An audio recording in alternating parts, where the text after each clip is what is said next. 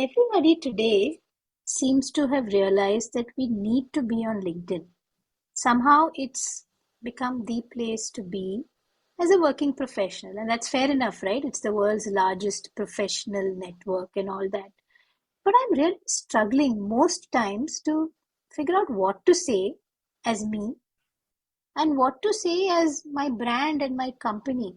And I just feel like I'm in this huge ocean of maybe really smart people or just, I don't know, just a network for the sake of a network.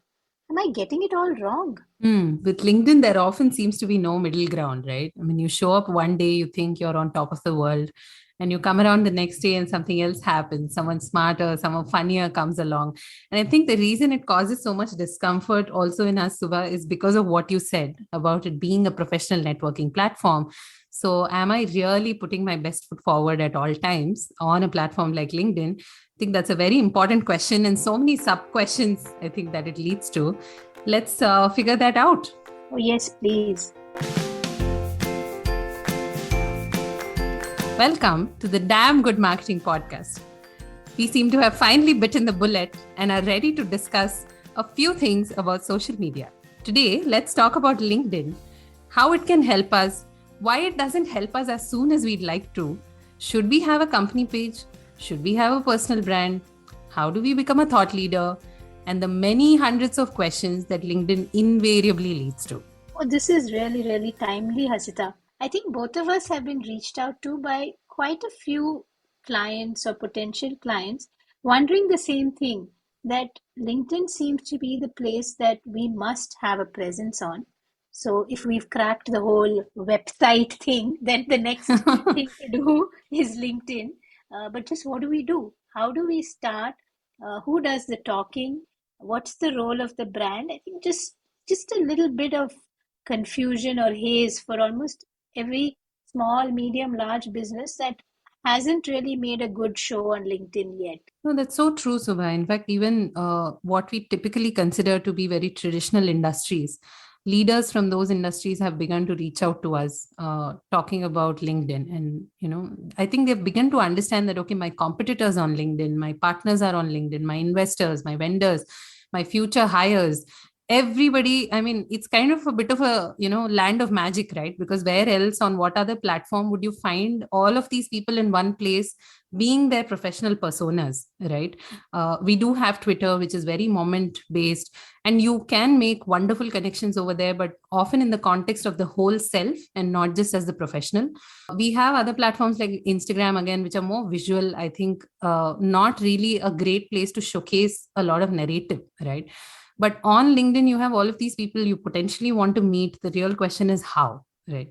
And I think we've had so many instances of different kinds of people, wondering how do we use it, where do we begin? But as they say, there's many a slip between the cup and the lip. So between the intent of, I think, wanting to be on LinkedIn and outsourcing it or doing it yourself in terms of creating content, maybe even maintaining and managing a company page, there's a huge gap. Right. And I think that's worth discussing in detail, because lots of people start an engagement, probably drop it midway, a month or two into the exercise. That's either because you've kind of set yourself the wrong goal, or because sometimes consistently showing up, right? What is social media? It's a bunch of people in a room, and you have to put on your dinner jacket, you have to, polish your shoes and always put your best foot forward, which is not easy. I mean, come to think of it. No, very true. And I think, in that light, in terms of putting your best foot forward, the place to start logically would be that you show up first as yourself and make sure that that's a good appearance, right? So you have a good personal profile, right? What are some of the things to keep in mind there? Like what's important? Is it me or Hmm. is it the company that I'm currently working for? How do I balance the two? I think a personal profile is just that, right? It's your personal profile, and the idea is that it outlives whatever role, whatever function you might be in at this point in time. And to that end, by all means, it's completely okay to talk about what you're doing right now if you feel like it. In fact, my curiosity in machine learning has been piqued significantly because of the wonderful engineers at Google who seem to share so much on the subject and who just, kind of put those random thoughts and ideas in your head.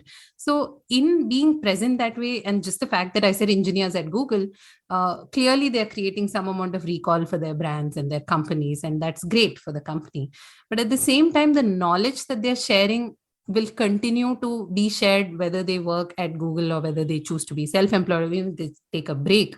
So I think a personal profile is a personal profile, and depending on what I was looking for, I think I would remove some sections.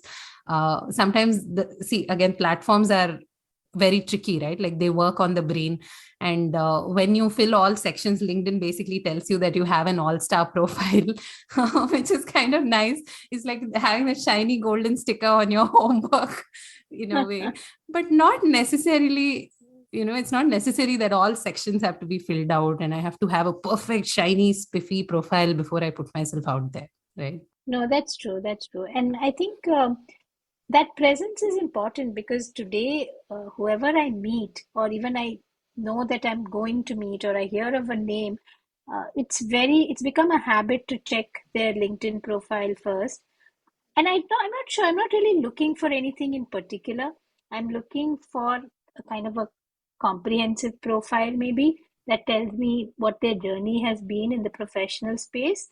And then you're trying to find some connection, maybe, some alma mater in common, some prior work experience in common, some industry related stuff in common. So I think, yeah, a good place to start seems like a well laid out personal profile. So true. So now that I've got my personal profile in place as a business owner or as an employee or a senior leader in a company, I have to start thinking about how do I use this to market in a way the brand and the company, but also somewhere myself, right? There's a Yeah. bit of both. So what do I do next? Hmm.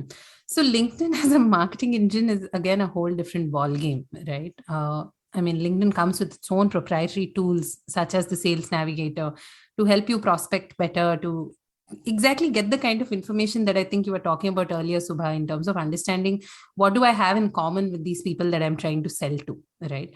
Unfortunately, I think what happens is that we see the scale that's possible because of a platform like this. Surely, I mean, if a few hundreds of thousands of people are present here, then it must be that those 100,000 people are just waiting. I'm just one message away from making a sale, right?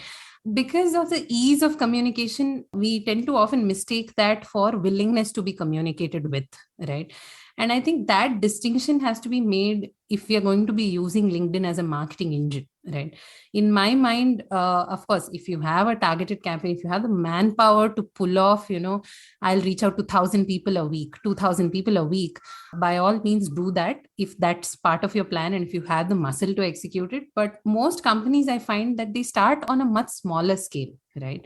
It could Mm. be by being a little more active on your company page. It could be by the leaders themselves becoming a little more active in terms of the kind of content that they engage with. So I think that intentionality is super, super important for social media in general, and LinkedIn marketing in particular, so much more. Because until and unless you know the goal that you have in mind, and preferably a timeline within which you want to achieve it, it can seem like a hugely scattered effort, right? How do you even consolidate all of it? Yeah, no, totally. That makes sense because I think if you have a start with like one or two goals, so it may be to reach better talent and improve your whole hiring situation, or it could be just create awareness that I exist in this space and this is the kind of work that we do. I think stick to those one or two goals and then use the company page and your profile to keep talking about that in some way or the other. And I think that makes a difference because if you're trying to, let's say, attract young, bright engineers and you do have good jobs to offer them, and that's laid out clearly on your company page, your values, your culture, how you work, what your benefits, all of that is kind of quick to find with, and because it's maybe repeated in after every few posts, and it's kind of when you scroll, you easily catches someone's eye, then it does make a difference to a young. Definitely. Yeah, yeah. And that's one of the beautiful things about a platform like LinkedIn, right? Like your marketing goal, and I think a lot of us mistake marketing to mean lead generation, but that's not necessarily the only goal. And even if your goal was to generate leads and was to start having more valuable conversations, LinkedIn continues to be a very valuable brand building platform, right? Because it's a way to be yourself and to talk about yourself, because people expect it on LinkedIn. It is expected that you'll talk about your work to a certain extent, right? I mean, and hopefully other things as well from time to time. So I just want to add one more thing in terms of lead generation specifically. I think we need to ask ourselves, are we setting ourselves hugely staggered targets, right?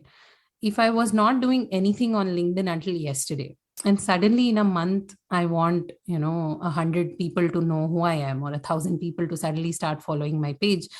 In fact, slight aside, running page follower campaigns on LinkedIn is insanely expensive, right? Each follower comes at a few $1,000 if I'm not wrong, depending on which industry you're in. So I think somewhere it's good, right? Because LinkedIn is also encouraging us to move away from the vanity metrics and to really focus on what do I want to do? How can I really make this platform a part of my larger marketing scope? Right. And we've said this about the website before as well. And I mean, I'm going to repeat myself and say it again. None of these things work in isolation. All of them have a role to play. For example, like we said earlier, lead generation could be a target, brand awareness could be a target, putting your best foot forward in front of your investors could be a target, building more partnerships could be a target. So just getting really really clear on these objectives, and then using your profile, your pages, your employee accounts, how are they engaging. I think all of that really just ties into that singular objective that you have in mind. But the one thing that we need to remember is to not be way too ambitious, because advertising on LinkedIn is expensive. Oh, yes, I've heard. I've not even gone there because I think it's pretty expensive. But there is a lot that you can just do by, in a way, organically, building the connections, building the network, being seen by a lot more people. And that comes, just like you said, by intentionality, by knowing exactly who you want to reach or the kind of people you want to reach, and tailoring your content and your activities on LinkedIn per se to that goal. I think that's probably a good way to start. And I think LinkedIn also, is just a good place to be, to imbibe a lot of just about things happening in various industries and Oh, industries that so interest true, you. so true. I've personally learned so much and I continue to learn so much, including frameworks and processes and Hmm. systems, and just an immense amount from my peers out there, I think. And it's quite generous. And that's where I think, Subha, talking about intentionality, as you mentioned earlier, it's Hmm. so easy to see some people and their profiles and know exactly what they'll be talking about, right? Like tomorrow, if I need information on a certain subject, I will go to this person's profile, or this is what they're known for. And I think the repetition of who you are and what you stand for is also important on a platform like LinkedIn, because no post lasts beyond that 3-4 day window, after which, other things take over, until unless you've got crazy levels of engagement. But when people know that, hey, if I follow them, then most likely I'll hear all about content, for example, Hmm. or hey, if I follow them, I might know how to do something that I didn't know before. So I think some of these things, in fact, there's a creator on LinkedIn during the pandemic. He, I think, started taking walks once the world had opened up.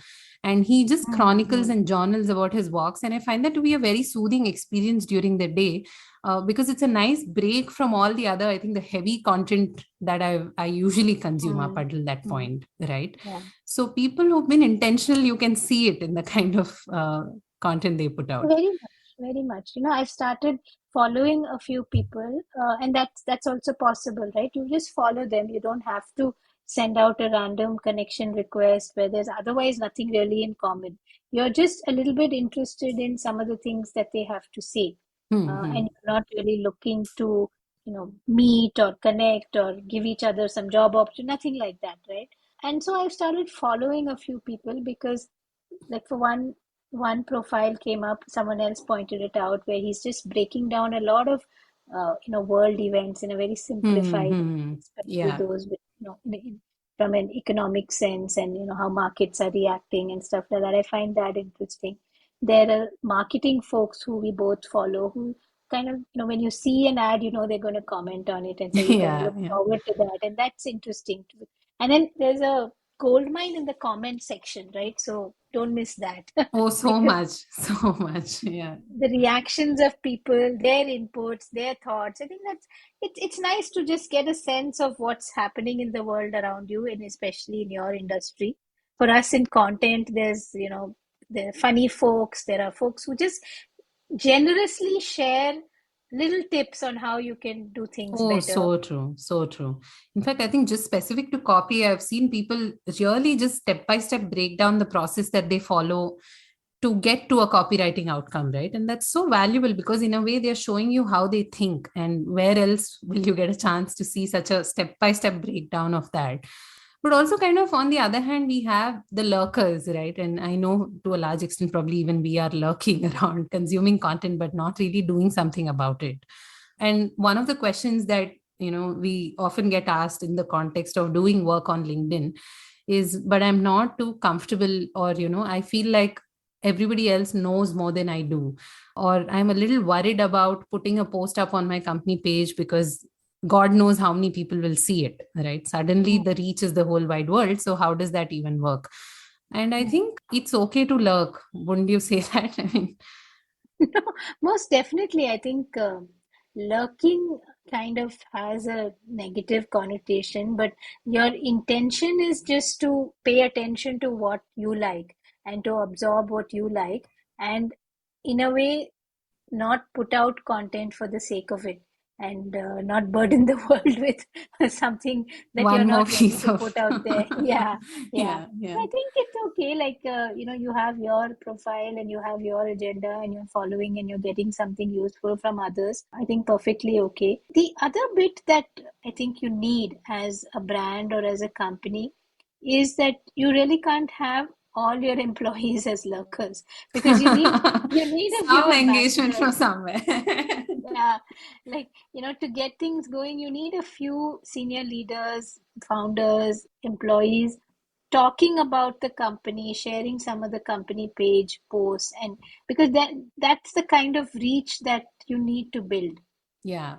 Also, one recommendation I typically give to people is, if you've not in general been comfortable using LinkedIn as a personal networking platform, then the likelihood that you will wake up next week and be able to use it as a marketing engine is very low, because you don't understand the platform. How will you go about leveraging it in a way that makes sense to you, right? So this is where I think again those targets and goals come into the picture, because it's become a bit of a supremely democratic situation out there, wherein I Mm. just feel like, okay, I can send a message to 10 people, and even if one person might respond, that's a good outcome for me. I think that's just thinking about marketing the wrong way around, right? Like, if you have 10 people, then why can't you get good responses from 5 of them? Like, what kind of effort would it take to make that Mm. outcome better for you and make that experience better for other people, right? Because none of us want to be Mm. hounded with offers we didn't ask for. None of us want to be bombarded with information that we didn't really sign up for. So it's always a bit of a permission thing, wherein you have to really know and understand whether the other person wants to be communicated with, and then you please by all means go ahead and promote whatever it is that you need to. But in this whole interest of chasing targets, sometimes we forget that social media is basically made up of people. Correct, correct. So yeah, that makes sense. And I think the other thing is really about, okay, how do brands and companies start, and how do you outsource this? Yeah, that's a big question, right? Because I mean, not everybody has a very social media outlook in house. But at the same time, there's also the challenge of not knowing who to outsource to. How do you outsource it? What are the three, four things that you need to ask for when you outsource? I mean, outsourcing is what? At the end of the day, I think we are hoping that someone else will also kind of take the same amount of interest in this activity that we are, right? It's not outsourcing for that. I wouldn't recommend. Outsourcing for lack of time is probably not a great place to begin an exercise like this from. Mm. But if you do find resonance with somebody, or a company, a group, or whoever who can take your thoughts, translate them, maybe put them out in slightly creative ways. And we've done this before. We've done it for companies that really have had that mindset I mean, we are famously known for launching comics in the world of cybersecurity in LinkedIn. So I say, why not? And if it's something that really resonates with your brand, what an agency can really do for you is to one up the game that you're playing, right? And get you the kind of engagement that you want, because that's what we know how to do. But then also to bear in mind the fact that sometimes when you're outsourcing it, don't do it for the wrong reasons, right? Like, I mean, some of us who have creator mode on LinkedIn turned on, you want 15,000 followers, 30,000 followers. I genuinely don't see the point of it unless I'm selling a course or I have, a very specific interest in playing a numbers game. Why do I want that kind of followership, right? Is it not better to build more authentic relationships over a period of time? Let 10 people know you for who you are and what you do. And this actually goes back to one of the earlier episodes we did, Subha, on growth, right? Like, we actually usually don't need as much growth as we think we do. So true. So true. It can be overwhelming. So overwhelming. And again, like I said, you have to show up, you have to put your best foot forward. So try it with a smaller test group and then see how it goes. And I've seen that over a period of time, if you're genuine, if you're consistent, and if people begin to get to know you for a certain kind of work or a certain opinion, automatically they'll reach out to you, they'll connect with you. And the beauty of opportunities is that they can evolve in so many different ways. Yeah. So true. No, all of that's really, really useful, and I think it's about making a start. It is another social media platform, but it is a professional network, or at least hopes to be, and continues to hope to be. Hopefully. And just make a start. Be who you are as a working professional, and just say what comes to mind. If you don't have anything to say, just read, just listen to others, watch, and then I think slowly you'll get the hang of it, and you'll feel that okay, I do have something to say in the space that I'm doing good work in. Yeah, so true. And speaking tactically, you can even start by commenting on other people's posts. It's not Mm. necessary to always start with a calendar, create something and put yourself out there. That can be overwhelming from time to time. I mean, there's nothing wrong in having an opinion and sharing it, right? If it's a good opinion, so many people would resonate with it. So, yeah. Yeah, sounds good. Maybe now it's time to talk about some of the strange things that happen on LinkedIn. So it's time for Topical, isn't it? Yes, it is. And now it's time for the much awaited Topical. So, Hasita, let's pull out the fun side of LinkedIn. Sometimes funny, sometimes a little creepy, sometimes. Well, we'll see what comes out of it. I mean, for the uninitiated, I think it's important to know that Subha and I have this WhatsApp chat thread called LinkedIn LOLs, where we keep exchanging things that really made us laugh. But we are not mean people, so we just keep it to ourselves. So far, yeah. So Hasita, who's the funniest guy or gal on LinkedIn? Dave Harlan, of course. I mean, he has taken the LinkedIn motivators game and flipped it on its head. Wow. Don't forget his Uncle Tony. Uncle Tony, I tell you. We should put this in the show notes, no?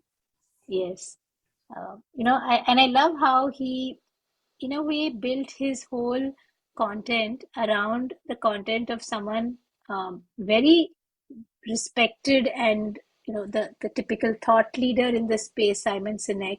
And all he did is comment on each of his posts with an Uncle Tony story, and that made him a legend himself. So much. And all I need to do is read those comments to know that Dave is a creative guy, right? And which is literally his bread and butter. So beautifully done, I would say. Yeah, so Dave's totally fun.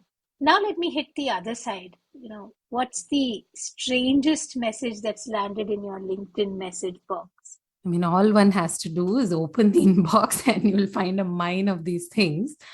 I genuinely don't know why, right? Like, I've had experiences where people have reached out to me and given me essays on themselves and their life stories within 24 hours of being connected. And it's such a jarring experience because I don't know you. All I can see is a picture of you. And now you're telling me about your work experience. Fair enough, it's LinkedIn. You're telling me about the beach vacation you took last year.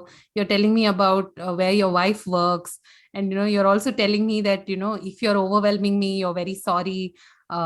hey, sorry if I'm like being too much, or if you feel offended by what I'm saying. So I'm not the kind of person who's going to go out and say, hey, yeah, I have been like bugged a little bit. Like, get the hint, bro, and move on, right? I mean, sometimes it's just so many of those. Yeah, Oh, if only they all got the hint. But maybe they anyway, will now. yeah. The ones I find really weird are where they reach out saying, I've gone through your profile and I'm interested in your service and I'd really like to reach out. How can I reach out? By the way, I don't take WhatsApp calls and I don't check LinkedIn too often. And you can call me between 2 and 4 on Thursdays and Fridays. And Oh, wow. hello. I mean, Is there a I'm not filter for these things? Where is the I'm not filter for running a these things? call center. I'm not running a call center here and you know, I programming know. my calls to you. So, oh Lord. So who's kind of like who are the few go-to names for you in marketing? Oh, so many of them. I think Chris Walker is the most obvious. I think all of us in marketing do follow his work. We also have, one of the guests on this podcast, who's Andrei and Vlad. I Hmm. think they put out brilliant content. I always learn so much from them. Like, if there was a way to have alerts for every time they posted, I definitely would. I've also started following this person called Andrew Kaplan because he posts a lot of good product marketing related stuff, which is not really something that I know the in and out of. I also like, a lot of work that's done in the copy space from Indian creators like Karthik Srinivasan, I think was the person that we were referring to earlier in this episode. I think I find that it takes a lot of thought to be able to put out the kind of posts he does on a daily basis, right? I mean, that comes from a place of interest and you can just see that. So very relevant on that front. Yeah, I mean, these are people off the top of my head. I'm sure there are so many more that I'm missing out. Like Ben Goody's podcast is a great place, and he talks about some of the things that he learned on LinkedIn as well. So yeah, just a lot of learning opportunities all around. Sounds good. Sounds good. I mean, clearly this is a place to be nowadays. There's not too much of a doubt. Enter and exit at your comfort, I guess. So true, so true. And I think not to put pressure on ourselves to always show up and do our A game. I am a great example of that. I started a series about in January, a weekly series, which I've kind of given up on over the last couple of weeks. Initially, I felt very guilty about it, but then I think I need that time. I just need that time, to put some of my thoughts together to really bring it into a shape that's presentable to the world. So it's completely okay to just fall off the wagon sometimes. And not to measure success by the number of posts that have been put out there, I Yeah, think, but to totally. just think about the value of the connections and, how much fun am I having really? If you're not, then don't do social media. Yeah, totally. I think just be yourself, like most other platforms. Just be yourself and take your breaks and enjoy the people you meet and connect with. So true. And know that all of your opinions, by the way, are visible to the whole wide world. So make it a No good pressure at opinion. all. Yeah. Thank you so much for tuning in to today's episode about LinkedIn. We hope you enjoyed it. We hope you took something away from it. If you're considering being a bit more active on LinkedIn, or if you've got a company page that you're considering making more active on LinkedIn, do reach out to us to ask any questions that you have in mind, and we'd be happy to answer them. Our LinkedIn profile links are in the show notes as well, and we hope to see you there. Bye bye.